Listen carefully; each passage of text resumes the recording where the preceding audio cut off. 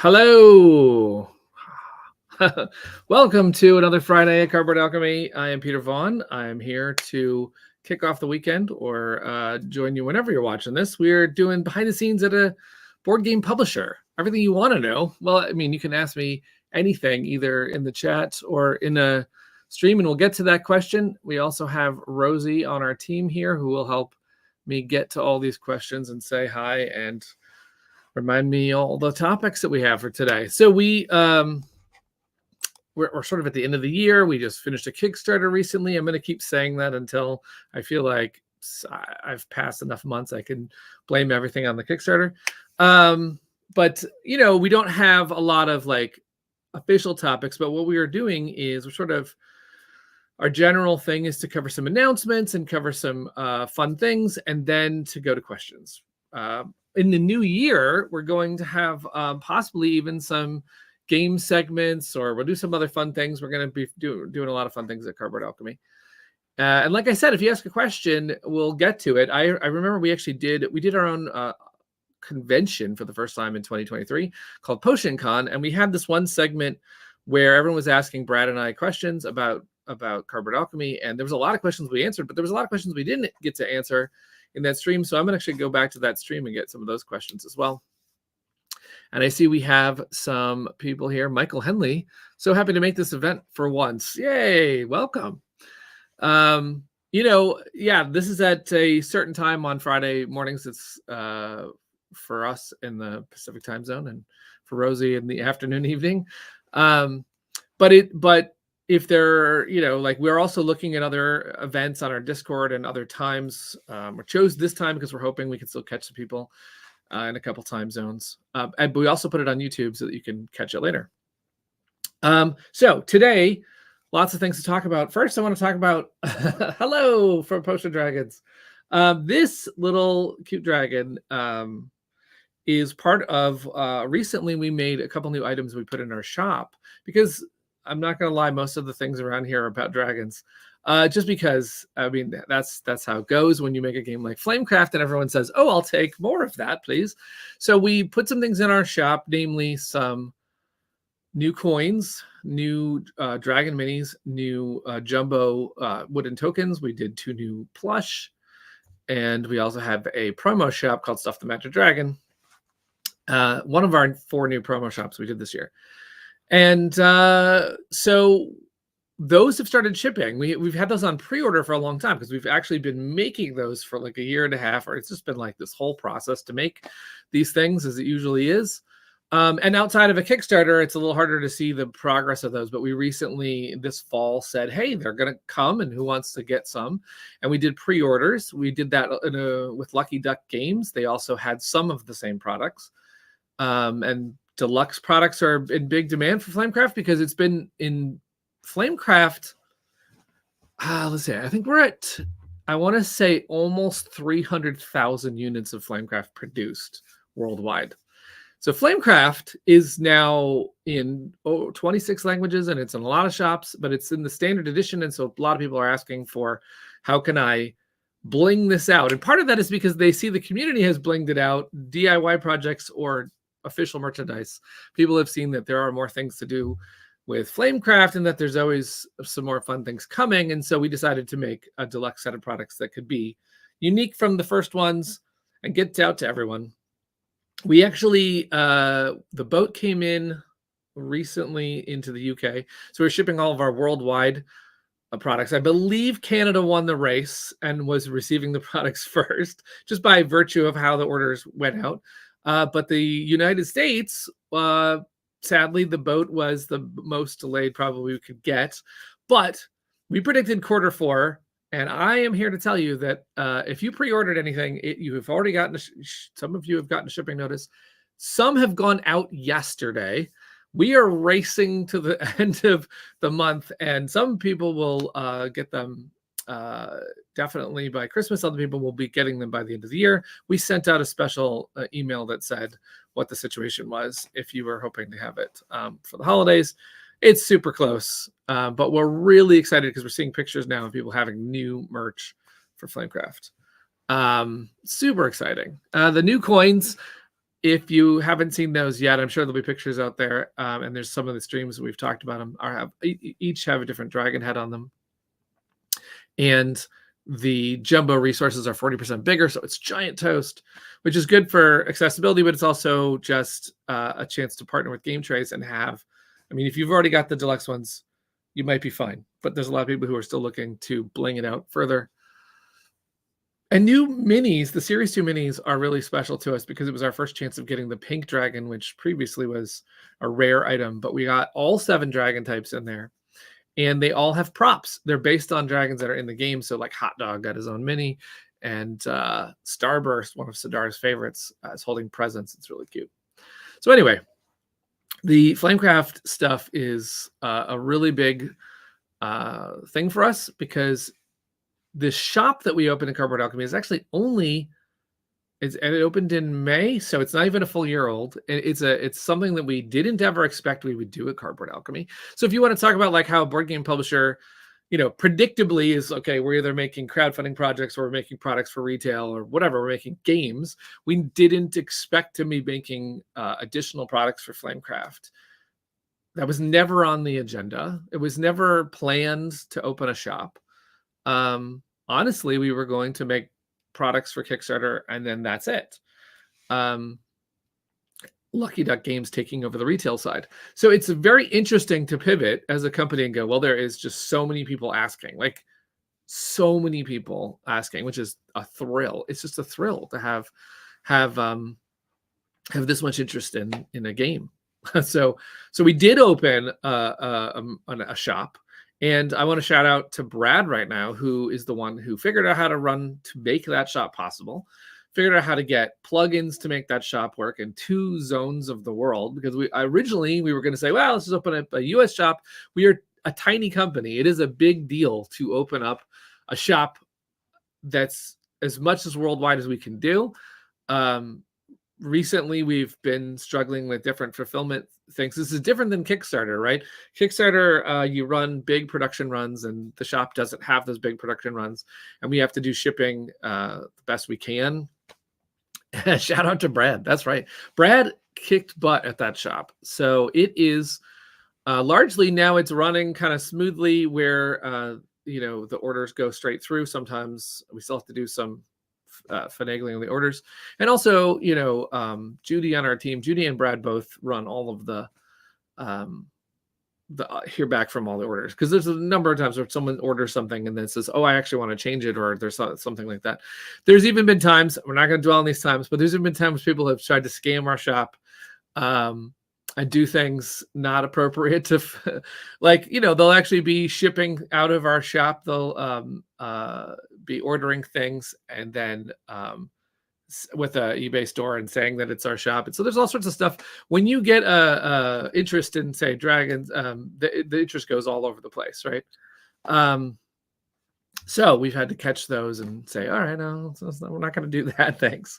And in the shop is so young also that we don't know the results of what people want and don't want, or what's, like one of the things, we'll only know next year how to anticipate, like inventory wise, we did not want to be, say, left with a lot of things. We're not looking to own warehouse space or something. So we have to kind of anticipate how much demand is there for a certain thing.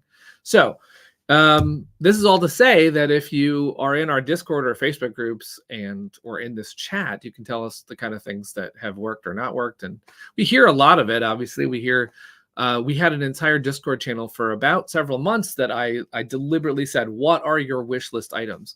That is how we based doing extra plushies. We based it on that kind of feedback. So just as a thank you to everybody who has been in our community and has said, I'm interested in, say, something new like that, because it helps us.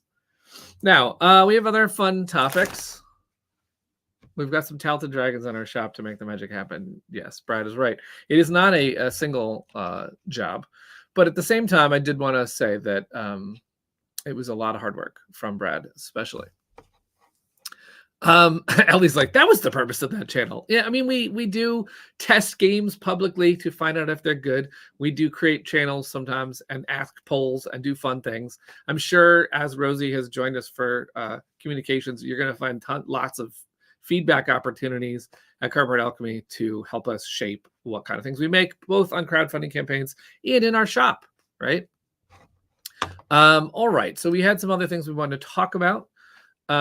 Let's talk about Andromeda's Edge. Now, I don't have as much to say on Andromeda's Edge as I will probably next week, because we are in the middle of a big thrust of our company right now is getting all the files and production approvals for Andromeda's Edge.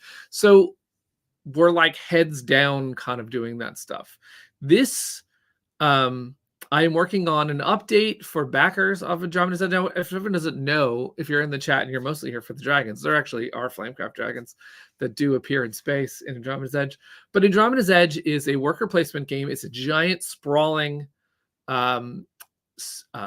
well, it's a whole universe, really. It's a whole galaxy, and it's a game where you can play one of 18 factions. You're a desperate faction searching for your new home in this galaxy, and there's intergalactic raiders that want to destroy you, other factions that want to settle and take all the resources.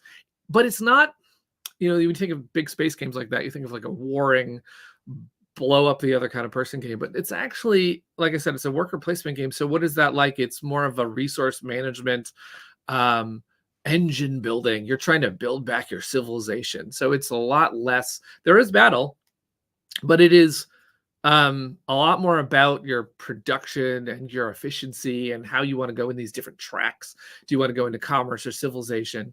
Thank you, Matthew, for being excited.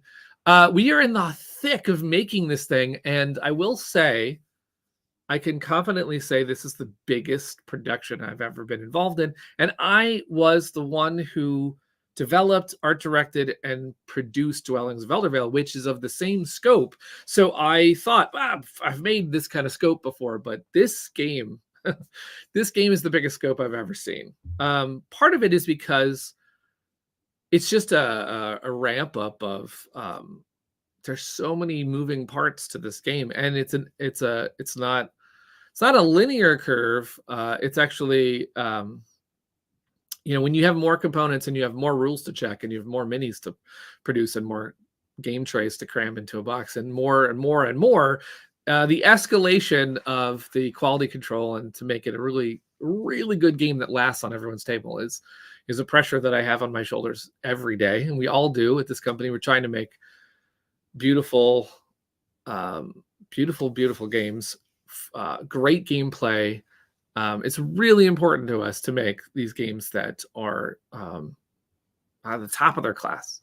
We don't make like a ton of games. This, in fact, Andromeda's Edge is only going to be our third game produced. So it is important to take our time and make it right. But in doing so, we've been very busy.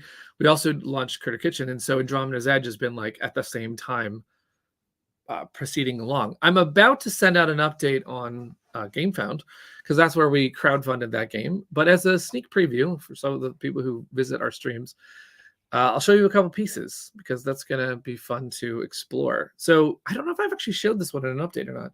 This is the Ion Storm, and it is on the it's on the base that we've made for our raiders. Now we made it clear bases because we want them to say they're next to this is an obelisk that exists in the game. And so this obelisk, I don't know if anyone knows how it works, but when you're building these things, you actually have your own, so we're mostly dealing with yellow today, but you have your own player color that you will put into that building to make it yours. And Luke had a really fun time. Luke and Maximus,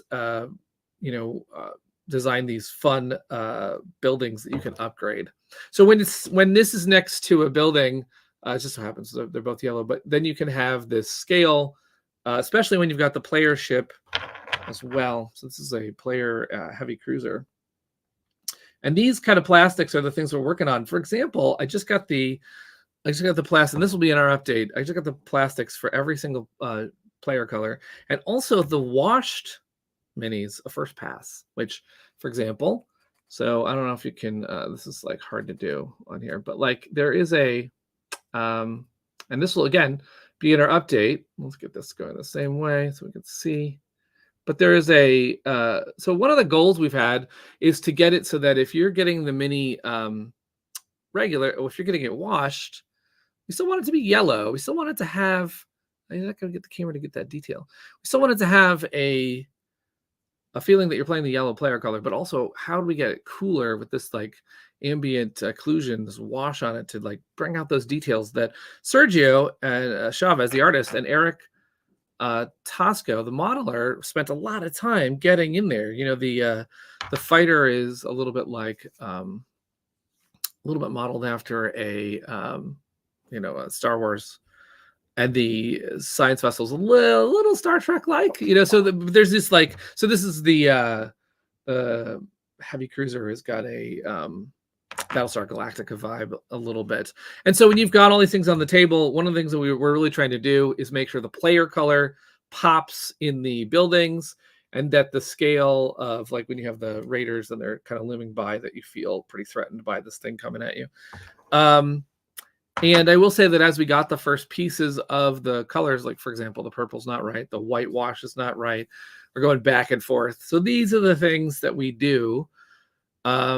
Every detail matters. I'll say that in our Slack group, because we generally have a Slack group for our production, we debate things down to the absolute. It seems minutia, but it's important. It's important because the gameplay is everything, and you want to make sure that someone's not going to. For example, I'll give you something that seems minutia is the color of the ship upgrades, which is a tile that you can use to upgrade your ship to another. So it does new tricks. Previously, we had those colors just as a temp color of light purple and light blue. And then as we've made player colors, I don't want anyone to think that they're all for the purple player or something. So we're looking at other colors. And in doing so, we were sort of debating over the fact that we don't want it to be that. So we don't want them to all be the same. So they're deliberately, the faction specific upgrade and the generic upgrade have the same weight in the game. There's no difference. Like if you upgrade one, it's the same as if you upgrade the other. So that would argue to make all of them the same color. And if you make them all the same color, you would then correctly indicate to the player that they are not better or worse. But you would make it harder when you're putting the game away if they're all shuffled together to separate out the ones that are different, the ones that are faction specific. Then if you do too different of a color, you indicate, possibly if you do like a silver and gold, you indicate that the faction ones are better, which is not true. So there is this thing about the graphic design of a game is so important. You can create the wrong associations by just a simple, tiny thing. So anyway, the other thing that we're working on with Andromeda's Edge is the game trays. Oh my God, I'm so excited. I have renders coming from game trays of all of the things. Oh, thank you so much. Oh my God, the passion and amazing quality of Flamecraft is the reason why I buy all Cardboard Alchemy games almost without thinking. Oh, that is such a, it means a lot to us to hear that. We get a comment sometimes on our crowdfunding campaigns about like, how can I be sure? And our goal, of course, after doing a couple of games is to make sure everyone understands that you can trust that we're going to put in everything we've got. And we also put a money back guarantee on our campaigns to make sure that no one has any qualms about it. I don't want a game that, I mean, I play a lot of games. I back a lot of Kickstarters. I see all the things, and I don't want a game that has that problem. And there's always going to be compromises and little tiny things I can't possibly. A lot of times you can't control the manufacturer or the way that you want. You're like, oh, I wish that had locked in better. The amount of times I've gone back and forth with the manufacturer about how the fit has to be that they don't fall out, but that they come out easily. I mean, it's this whole thing about how to get pieces just so, and especially too on this fit. This is, you want to be able to pull it out, but then you also want to make sure it doesn't come out. Silly stuff, but important stuff, right? It's the stuff that matters. Anyway, with game trays, we're also doing that minutia. I'm sure game trays right now is like, oh, Cardboard Alchemy. Because I care about every tiny little thing. Like, oh, will it be hard to like get this piece out? Will it be confusing if that happens? I mean, like, so anyway, game trays is hopefully I could show some pictures next week of how the game trays is coming together. It has a really neat vibe, the way that the module panels are coming in on the sides. It's completely robust in terms of like holding all the pieces. We have had a challenge on the game trays because when we first pitched it on GameFound, we had this idea, and again, this will all be in the update. We had this idea of a command carrier that holds these buildings. I wanted something that you pull this out of the box and it's ready to go. Like the buildings are good to go. You're set. And I wanted that command carrier to hold the moons, and I wanted to hold the tactics cards, and I wanted to hold the development cards. I wanted it to hold all the pieces. You just bring it out, you're ready to go. Well, as it turns out, and this is going to be a fun exploration, because Noah from Game Trace also wanted that, and he pitched me that and said, this is going to be the most complex thing I've ever built. And as it turns out, you can't do it in plastic. And that's what we've been dealing with, is that the command carrier, as designed, is not castable. I don't know what the term, I can't remember the term he used, but it's not possible. So I was like, well, you need to figure out. And he was like, I absolutely will figure this out. I will do it. I will figure it out. But to do it, he had to split the command carrier into two parts, and he had to do something he's never tried before in plastic manufacturing. And I'm excited for what it's turned out to be. But boy, has that taken some time, right? It's been a journey. Anyway, it's going to be the coolest thing ever. A good insert for a game will make it get to the table more than one without. That's for sure. That's exactly how I feel about it. My example, which I think I've mentioned in this stream, is that I was playing Gloomhaven. I bought even an insert for Gloomhaven, and I got exhausted by trying to take all the pieces out for Gloomhaven. It's nothing against Gloomhaven, but it makes a difference if you want to go through that effort of pulling all the stuff out. And I didn't want to see dwelling suffer that fate. Unfortunately, I think we got something where it's just like you click up and go. We're trying to do the same thing for Andromeda's Edge. Now, it is a bigger production. There's going to be shuffling of module decks. There's going to be prepping all your stations. There's just it's a big game. And it's funny because Chris Strain, who's helping us, is a developer on our team, and Chris was looking at again, Andromeda's Edge is one of the games Chris is most excited about. But he's been on Critter Kitchen for a while, so he hasn't looked at it with us for a while. And he was looking at it again, and he's like, this game is huge. It's huge. It's so big. It's so cool. It's so much going on. I listed all the objectives we've got to get finished, and it is a doozy, this game. But anyway, one that we're happy to do. I mean, we're excited for this kind of thing. All right, I have more topics. Andromeda's Edge is a lot of our focus right now, but of course it is the holiday season, and I want to talk about something that Rosie has been doing on Instagram, which is it's a festive, take festive pics. The actual hashtag, if you want to participate for a prize and win Dragon Series 2 minis, is Flamecraft Feeling Festive. I like the triple Fs. And I wanted to show some pictures of people submitting pictures. It's been fun to see that. Let's see. I'll go to some of these pictures. So, for example, we saw this one on Instagram. I like this. This is a neat way to use your Flamecraft pieces to decorate your tree. We also saw this one, which this is a level. I mean, I don't know. I'm not even going through this level, but someone has tattooed Flamecraft, had already tattooed Flamecraft on their arm, and has added a hat. So, if that's something, that you have going on, you can, of course, accentuate. But we also have Rosie submitted some examples of fun things. Look at this thing that Rosie did. I want to show you this awesome. She baked Flamecraft dragons as gingerbread and put them on her tree, which is super cute. I think this is awesome. And, that was a really creative idea. She told me a funny story that her dog has already licked it. She forgot that she had it on the tree, and the dog licked one. So the dog is now aware of Christmas. This is the best holiday, basically, for her doggo. But also she did something else with gingerbread that I want to highlight, which is, look at this.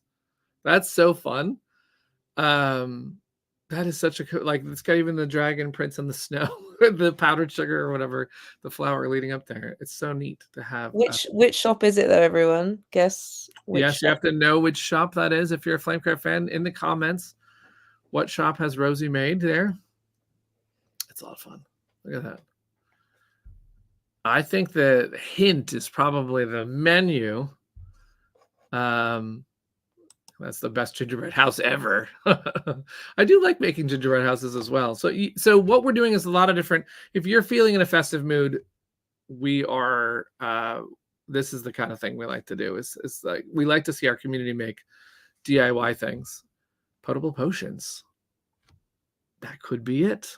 Looks like there's some potions there. And then I'll share one that I made. Again, Rosie and I cannot win the Flamecraft Feeling Festive contests, but I was having fun with my Christmas tree. So I took a bread dragon and a crystal dragon, which is one of the new dragons you can get out of the shop, and I photoshopped. This particular time I had a couple to work with, but I did a meat one where I photoshopped just one meat dragon all over the place. And I'm going to take the, let's see if I can put the whole tree up there.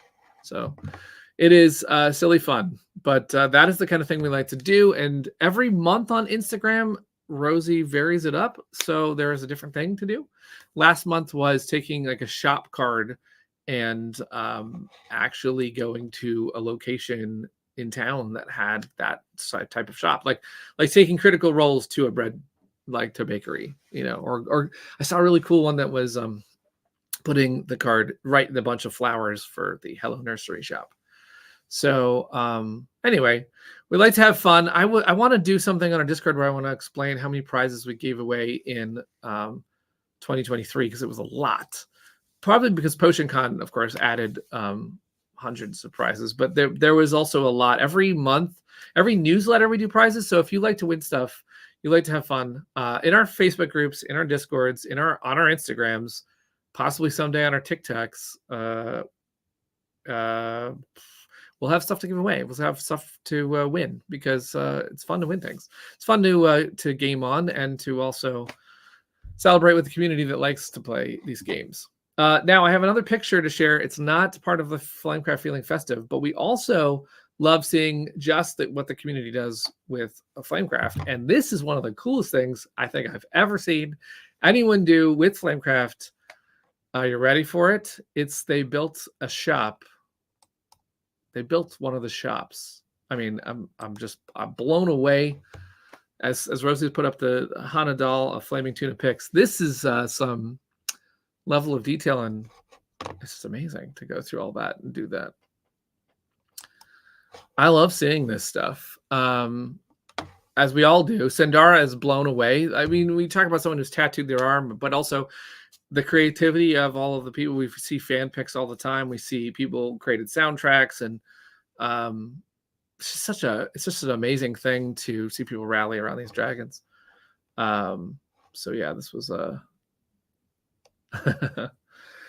tiny glass bead potions. I mean, you know, seriously, it's really fun to see. So anyway, wanted to share that type of stuff. Now I have something else to share as well, because last week I read letters, because I don't know if we'll mention this probably for a couple more streams, which is that one of the ways you can get our promo shop, Stuff the Magic Dragon, is you can buy it in the shop, have it delivered. People have received it. But also you can write a letter to Cardboard Alchemy, because I'm on a quest to eliminate boring mail in our mailbox. And I have received amazing letters. Last stream, if you didn't see it, we did a big read, like a whole session. The entire thing was dedicated to reading letters, and I read a lot of good ones. We continue to get letters. We're almost at 200 letters received in the studio. So I'm going to read a couple more, because it is fun to read these letters. These are great. Now this one was a sort of a comic that was sent in. It is a potion dragon considering what to do and how to write a letter. And of course they're having some tea while they do the job. They go visit a fancy dragon to mail it. Of course, you got to go to the scale mail post. And then there's daydreaming about the Stuff the Magic Dragon plushies that are in that shop. Thank you for all the fun games you create. Keep them coming. That is our plan. But this is what keeps us going, is stuff like this. This is great. So thank you for writing in. I've got another one here, which is it's another dragon drawn there. Really cute. Dear Cardboard Alchemy, I cannot recall the last time I wrote an actual letter. That is our goal here, is also to have fun and bring back letter writing. But alas, for an adorable shop of one of my favorite games, I was introduced to Flamecraft more recently. I fell in love with the artwork first, then watched a playthrough, which confirmed it would be a game I enjoy.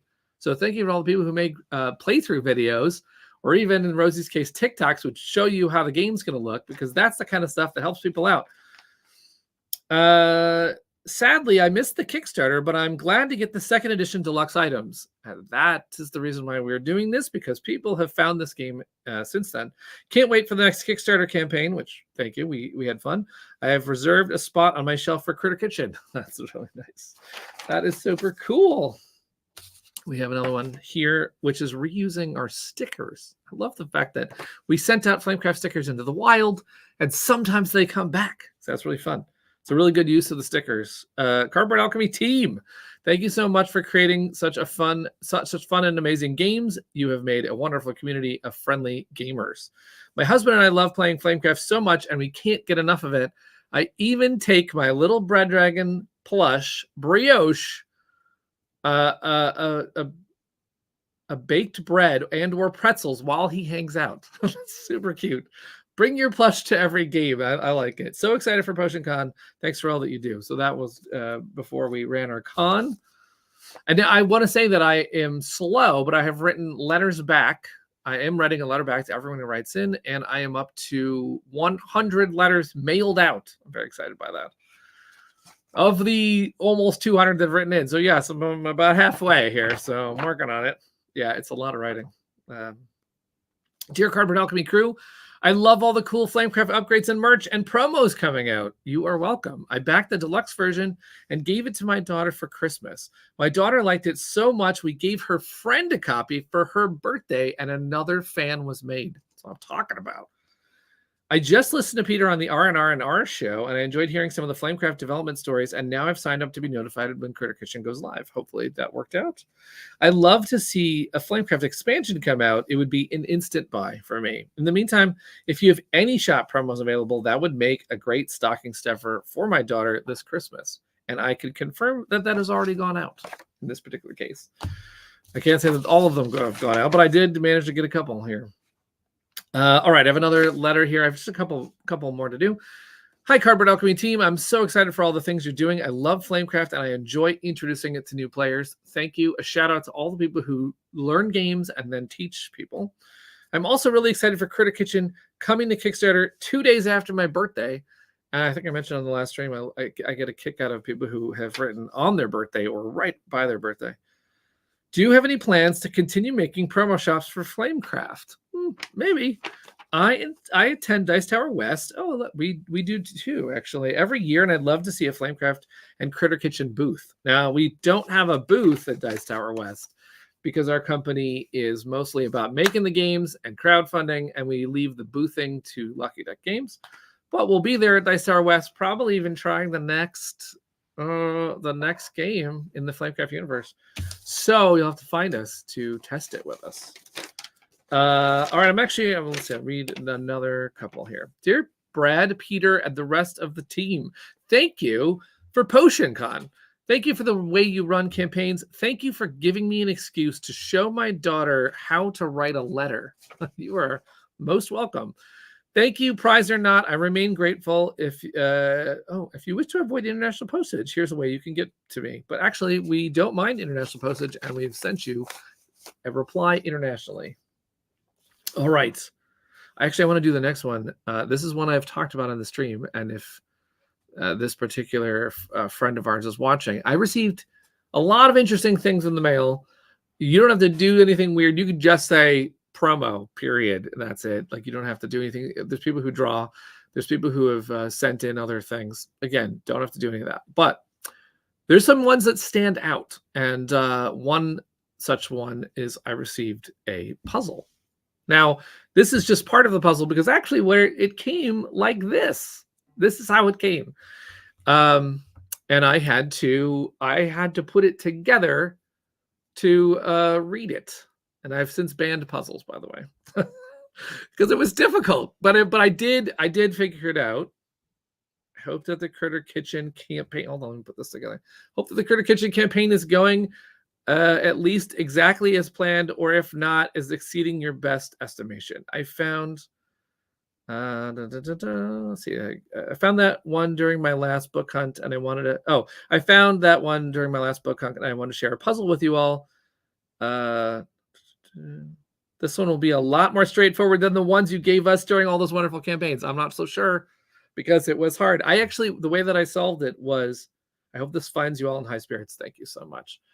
The way I solved it was actually not through this side. I solved it by figuring out what words might come with other words. It was a very creative puzzle, and it will get a promo, and then puzzles are banned. All right, I have another fun letter in character. Dearest Cardboard Alchemy, I hope this letter finds you in good health and spirits. I am writing to you with a humble and earnest request, which I hope you will not deny me. You see, my father has told me there is a new magic shop in the town, and it is the most wondrous place I've ever seen. They have all sorts of toys and games that can spark the imagination and delight the senses. They have dolls that can talk and sing, puzzles that can change shape and color.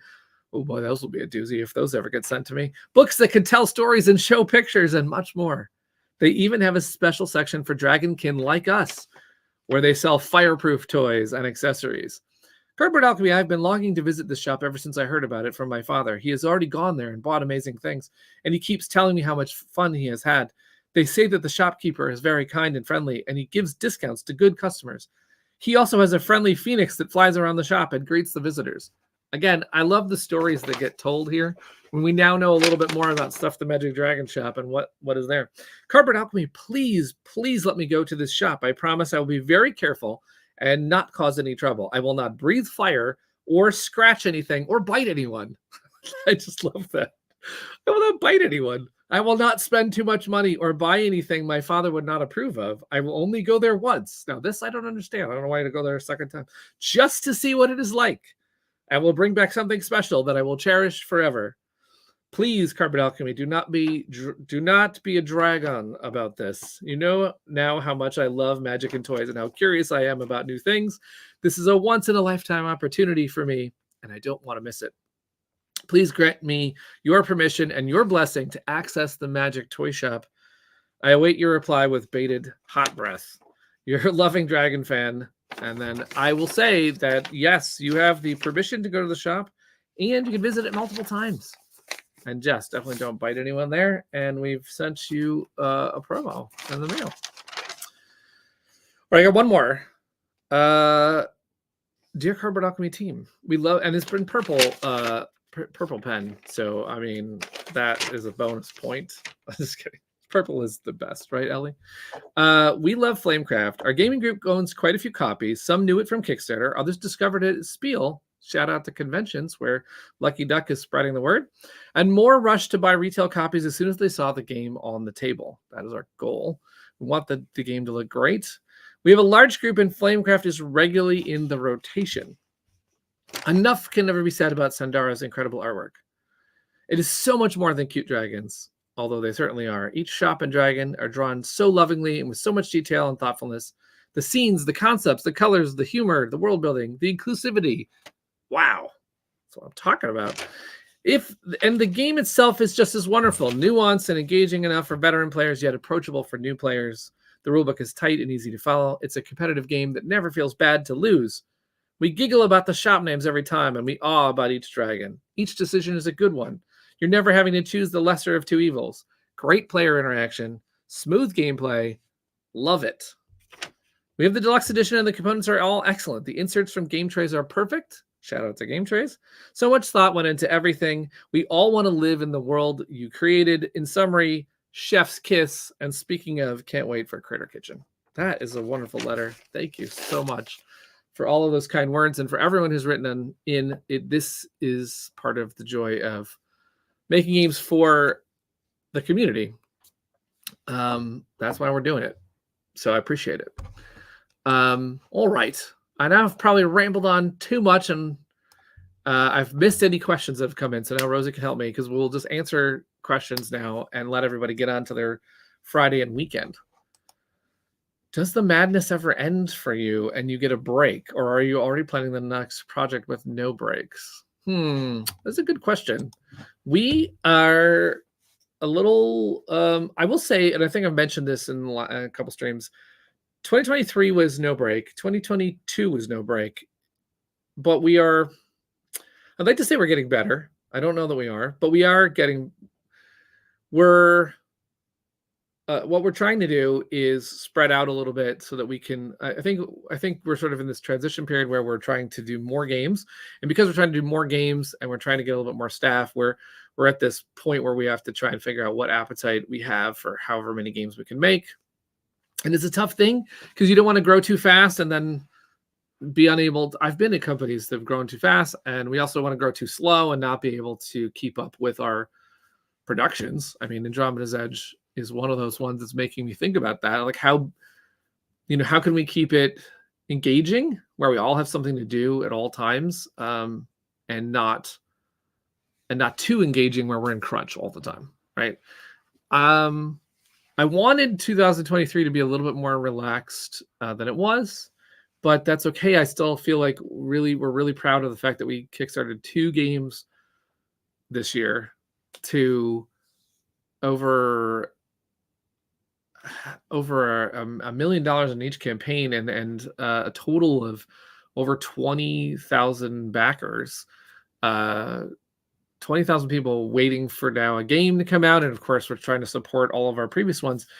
We still wanted to. We made more products for Flamecraft because we heard all the people who wanted to get more deluxe products and didn't really want anyone to be waiting too long while we make the next version, next installment of the Artisan Dragons. And if we just made a product on the crowdfunding and it was not successful, I mean, that's sad, but it's also, we wouldn't have. But each product that does well, and I'm glad they're doing well, means that we have to support that community. Like once we get Andromeda's Edge out there, frankly, I've actually watched how Dwellings that's on its 4th print run, and that means that if there is a game with a lot of community that wants that game, then we're possibly making expansions to that game, and we're constantly looking at that game while we're also making. I just tested Brad and Chris and Aaron's Whisperwood again. And we're working on future games that are so exciting. We want to make them as fast as possible. We want Flamebound and Whisperwood and all of the other ones. Brad's got ideas. I've got ideas. We've got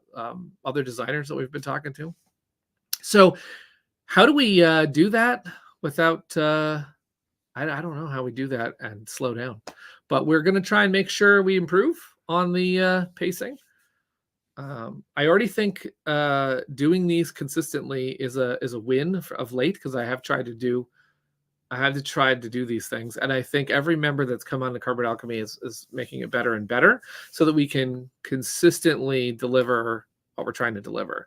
For example, one of the goals I as a team we had is to get all of the prizes that we had given out at PotionCon, get them all out by the end of the year. I think we're down to like 2 prizes left that haven't gone for various reasons, because they're more complicated to get out the door. But it's been like a big push to maintain the whole thing, and I appreciate you noticing. And we'll see if we can do it without do it at regular hours. I don't know if that's possible, but we'll see. Are you guys already getting the wheels in motion for the 2nd printing of Andromeda's Edge? Well, we're working on the 1st printing of Andromeda's Edge. But to be honest with you, that goes through my head a little bit, because I'm watching Dwellings, which is Luke Laurie's original game with that same kind of worker placement engine building. I'm watching how well that game is hitting audiences, and it has really gone over well. And they constantly are out of the stuff, to be honest, and that's not really a fault of anyone. I think it's very hard to predict. For example, Last Light just came out, and I know that Gray Fox is already out of copies, and they're trying to consider if they're going to do a 2nd print run. And they couldn't have anticipated, because all their other games have been like X level of interest, and then that one is like 10 times that. And so they're just like, oh, I had no idea. So we're trying to make sure that when Andromeda's Edge comes out, we're prepared for all the permutations of that. So I wouldn't say that we're like thinking of 2nd print run or anything like that, but what we're going to do is with Lucky Duck, they have asked for copies, and they are considering how many they're ordering in different languages. The other languages that Andromeda's Edge will be in, which is already a count of, I think, 9 or 10, they're all asking when they get the files to translate, because they're anxious as well. And I think everyone's going to be judging how it goes at the fall conventions and see if, and hopefully is prepared to print that thing if they see what I believe they're going to see. So at this year's Gen Con, I was talking to Lucky Duck about how we prepare for that. I would love it if they looked at what Dwellings has done as an example of how fast it could go. Just to be, in case we stick the landing, Anyway, so we will have, but we're also trying to order enough copies of Andromeda's Edge that we can last that first wave. So it's a tough one. It's a small company too. We can't take on too much, like inventory. But we're looking at how much we can do just to cover some, like, for example, if we don't see a lot of countries buy the promo packs, we might buy more promo packs at Cardboard Alchemy just so that there's a coverage of the promo packs, because we want to make sure that if you buy it in a store somewhere in a country that doesn't order promo packs, that there's still a way at least to get English ones. I have a fun one, Rosie, for you and Peter. If you were to buy a non-board game gamer a game for Christmas, what would you get them this year, excluding Cardboard Alchemy games, of course, because they already have all those now. A non-board game gamer. That is a good one. I have an answer.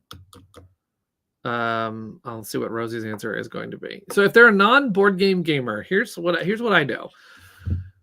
So, and I have a couple members of this type in my family, and of course I make board games. So how do I start with them? Well, sometimes I look at a game like Scout, which is it's not a hard one. It's it's an abstract theme, and it's a little bit easy to go over the rules of how to hold a hand of cards and what the rules are of how you can get cards in your hand. I think this is another Oink Games. So I'm thinking of Oink Games, by the way. It's a huge shout out for them because they do make these accessible games.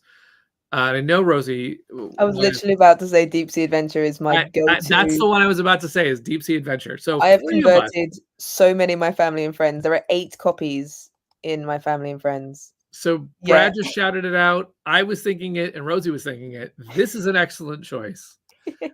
Deep Sea Adventure is just a very simple premise that you're in a submarine and it's a push your luck kind of thing. There's treasure there's like sunken treasure leading out of the submarine, and there's different oxygen levels, or there's different levels of the treasure. And as you play around, you have no encumbrance when you go down until you pick up one of these sunken treasures, and then you're slower getting back up, and you have to decide when you've gotten enough, because if you have 10 or 15 points but you never make it back out alive, you have 0 points. You have to decide when you're going to come back out, and it's a simple concept, and it's so easy. The components are great. Man, that's a easy win for me. I just wrote a review for Senate Magazine comparing it to Moon Adventure, and that I prefer drowning my family and friends than working with them. Just because it's so fun to go, you know what? If I'm going down, you're going down with me, and they're just grabbing item after item, just hoping that they can't make it back up to the top. And what's funny is if you find out that they like that game, it wouldn't even be that much of a leap to me to play other games of the same variety. There used to be an adventurers game that did that. There's Clank that does that same vibe. You could play a game that has that vibe. Trying to think of another category. Since you said no Cardboard Alchemy games, I'm not even going to say a Brad Brooks game like Letter Tycoon, which would be an easy win with someone who hasn't played a lot of games. Trying to think of another one that I would bring out. Now, my son likes a game that, I don't even come up with the name of it. So I won't worry about that one. But he likes this one game where you do challenges as animals. Like you pick like 3 Olympic events, and then you pick an animal that you think could do all the Olympic events, and then you have to explain to everyone why you did the best. Like basically you describe how you did at like the competition. And so it's just talking and having fun and convincing the other players, and then everyone votes for something that is not theirs, and it's really fun. There's a great party game. One of my favorite party games that I would bring out is Wavelength. I was literally about to say Wavelength. Man, we're on the same wavelength as what's happening. Wavelength is fantastic. I don't even know how they came up with that brilliant. That's such a brilliant concept. But it's like you have something like hot and cold as the two sides of a spectrum, and someone has to name. So then there's a secret. There's a dial that's hidden for only the person who's like giving the clue, and that person sees that the dial is all the way towards hot. And so they want to say something that's going to get their team to guess right where the needle is. If you guess right where the needle is, you get more points. If you guess like near the needle, you get another points. If you miss, then the other team can try and steal. I believe they have to steal. I can't remember if they have to steal where the needle's not or something like that. But it's so much fun because, for example, there was something like there's a lot of different questions, and one of them was about like, I think it was something about sexiness of Star Wars characters, and like Han Solo was a big debate. Our whole group was debating, and like if you're trying to say something and get someone to guess exactly where you want, and then the topic is like breakfast cereal or something, and you're just trying like, okay, I think they hate that one, so they wouldn't go there, and it's a lot of fun as a party game, and it's just 10 points, so it's very easy to play that game over and over. Champions of the Wild. I had one where they said it was rough and smooth, and they said sandpaper. And I was like, you realize there are multiple grits of sandpaper, right? So how on earth do you think we're supposed to find this? Like, what is it, 40 grit? Like, what are we talking about? Yes, you have to give a very specific clue that kind of nails them right at you want them to guess that one moment. And Ellie has remembered the game I was thinking of, Champion of the Wild, which is a really fun one to I think, to get someone into the whole process of, playing games. A lot of people would start with something thematic also that feels like that person's theme. For example, and I hope my son is not watching this because I'm going to reveal one of his Christmas presents right here. I don't think he watches my stream, so I think we're okay. But like, he would like to play more games like chess. I mean, he's told me he's interested in chess, and I want to get him into chess. And the way that I'm going to do it is I got a Jurassic Park chess, because he loves Jurassic Park. Now, I don't know what they're going to make I suppose the pawns are all raptors. There's probably a lot of raptors involved. But I got that because I think you could get, so the reason why I'm leading to that is not to say carpet me, but like, obviously what we did on Flamecraft is we used a theme to make that accessibility. So if you like fantasy and dragons and whatnot, so in this case, I know he likes Jurassic Park. That's how I'm going to get him in. That's what I would do. So that is the technique, is to go to what they like, right? My uncle, for example, huge history buff and loves Chicago. And so I have tried to play games that are like Chicago or steeped in some kind of history so that I can like suck them in that way. If I go fantasy for my uncle, I've just lost him. He's just like, what is this? If the raptor gets to your last row, it's all over. That's right, Brad. That's how the rules of Jurassic Park chess work.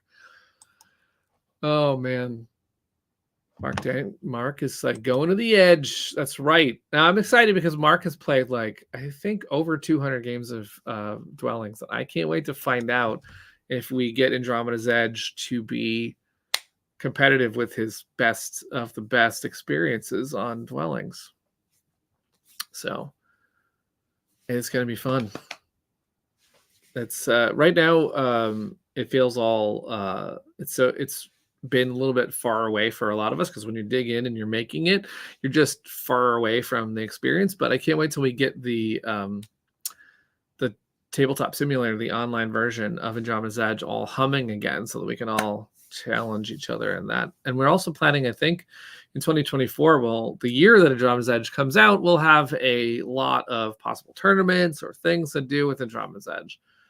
I have to get Rosie up to speed on Andromeda's Edge so she knows all the things and can start crushing me at the game.